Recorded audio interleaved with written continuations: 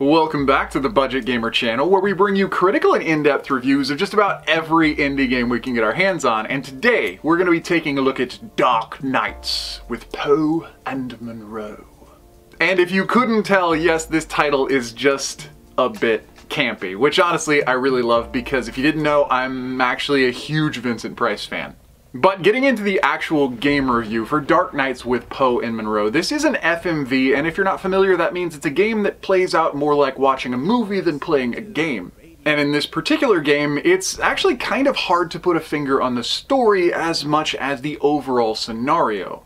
In FMVs, you're either playing from a first-person perspective, or you're kind of the omniscient narrator perspective, where you're more just expected to guide the decisions of the characters that are currently on screen. And in Dark Knights with Poe and Munro, you will be guiding independently each of the characters you're playing through, or sometimes playing as. But if that does sound a little bit complicated, it pretty much resolves itself in the fact that you're helping each of the characters through various situations and guiding them through which decisions to make. And like I said earlier, the more you really get into it, the more like actually watching a film this game becomes. But one of the cool things about Dark Knights with Poe and Munro is that it's not one giant contiguous story, it's actually done as a bit of an episodic. And honestly, the way characters were brought in opening credits, it really reminded me of sitting down and watching something like Black Mirror. Every single episode in Dark Knights with Poe and Munro deals with some other spooky, psychological, or dramatic setting, such as an abduction, or a murder, or even a regression into past lives. And it took me a couple of chapters to realize that the episodes weren't really meant to inform one another as one giant continuous story, which made it even more exciting to play through every single episode just to wonder what could possibly come next. But one of the coolest things that I could probably only make reference to because I've played several different FMV titles through my years of childhood and adulthood as a gamer is the fact that the developers for Dark Knights with Poe and Munro didn't actually stick to the same mechanics throughout the entirety of the gameplay. And if this was a platformer, that would be absolutely terrible. But because this is an FMV, one of the cool things it did is it really kept the player involved instead of just sequestering them to the couch and making them almost subdued to the intended gameplay.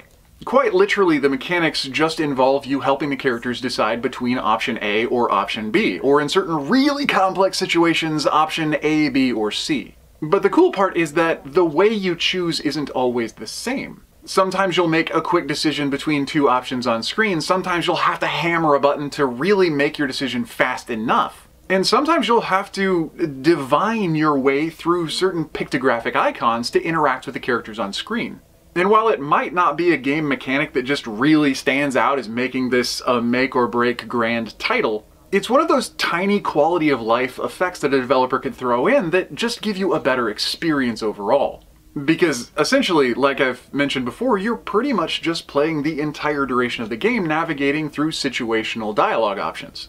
And unless you're terribly engrossed in the story, that can get a little laborious. And this is why I particularly enjoyed the fact that Dark Knights with Poe and Munro is both episodic and the game mechanics change pretty much per episode. But as FMVs are mechanically pretty darn straightforward as far as gaming genres are concerned, it is about time to get onto the presentation of the game. And I'm happy to say that Poe and Munro is cinematic quality. It's really good lighting, really good scripting, and the camera work and the hammy acting actually just really adds together to that whole classic grab your popcorn horror vibe. And if you are a fan of classic television, classic movies, or even possibly theater, you may notice that the actors themselves are incredibly over-emoting like you would expect from a radio drama. Or possibly the days when actors were transitioning from stage to silent film and really had to over-emote because they thought the audience couldn't see them because they were so far away. But either way, each actor portraying each character almost as caricatures of who they were meant to be playing, I thought was, honestly, I can see it being really over the top, but I thought it was a really pro-level detail to just tie the entire scenario together. And the audio as well was impeccably done. Not only are the actors professional and come across as professional in the audio and in the scripting, but the soundtracks and sound effects definitely add up to increasing the experience for the player. And this is all the way from the in-game sound effects as part of the immersion experience, as well as the opening credit kind of montage music and even the music for the menus. It's all spooky and surrealistic, and it keeps that current theme of the game going no matter what portion or part of the game you're in. But as with every game in the world, no matter how great, there's always going to be some critique or something the player might want to know before diving into it. And Dark Nights with Poe and Munro, no matter how much praise I can liberally lavish upon it, does have some things you might want to consider. And as I've already mentioned several key mechanics and features of the game, the first one for the critique section would have to be its duration. Despite having several unique chapters with endlessly explorable content, the game is fairly short and might take as little as 2 hours to complete. But that being said, as opposed to other narrative style games I've played where you really can tell what the right option is, and certainly by the outcome afterwards you know if you made the right choice or not, Dark Nights with Poe and Munro is not that way. So much so that I actually restarted the game several times within the first probably 10 minutes. And while some players might not enjoy this, I thought it was amazing because I never, ever felt as though I knew for certain if I had actually made the right choice.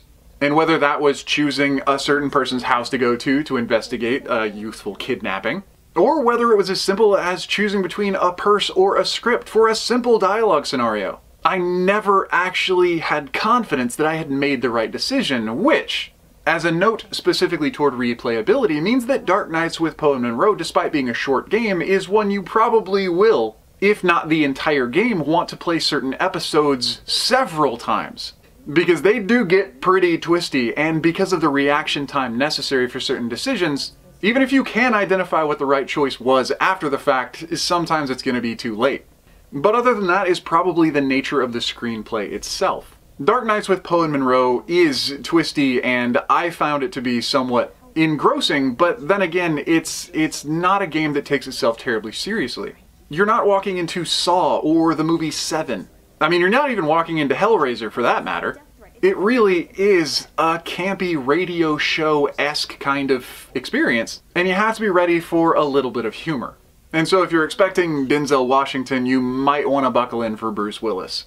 But other than that, and taking a moment to step back from the game, and I did sleep on it for a couple days just to really make sure I knew how I felt about it. Overall, I'd have to say that Dark Nights with Poe and Munro was actually a really great experience. But regardless of how good I personally thought it was, if you're not the type of gamer who's a fan of narrative style games, and you crave an explicit action-based experience, this might not be the game for you.